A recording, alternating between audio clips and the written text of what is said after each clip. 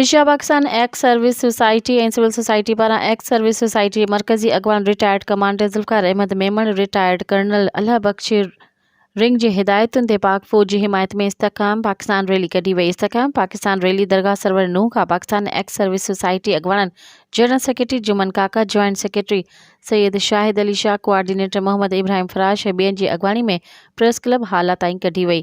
हाला press club आॾो rally में शरीक अॻवाननि सहाफ़ियुनि सां ॻाल्हाईंदे चयो त पाक फ़ौज जी लासवाल क़ुर्बानियुनि सबबि अॼु पाकिस्तान में दहशतगर्दनि जो ख़ात्मो थियो आहे। हुन चयो त मुल्क जे बॉर्डर ते ड्यूटी सरअंजाम ॾींदड़ पाक फ़ौज जी जवाननि खे सुर्ख़ सलाम पेश कयूं था। अॼु पाकिस्तानी फ़ौज जी क़यादत सबबि असीं पंहिंजे मुल्क में पुरसकून शहरीअ जी हैसियत सां ज़िंदगी गुज़ारे रहिया आहियूं। रैली में पाकिस्तान एक्स सर्विस सोसाइटी खां अलावा सिविल सोसाइटी जे अॻवाननि अली नवाज़ रिंद, नसीर अंसारी, मुमताज़ शेख ऐं ॿियनि वॾे अंग में शिरकत करे पाक फ़ौज जी हिमायत में नारेबाज़ी कई। मज़ीद ख़बरनि ऐं तफ़सीलात लाइ विज़िट कयो असांजी वेबसाइट www.awamiNewsHD.com ऐं ॾिसंदा रहो अवामी न्यूज़ HD।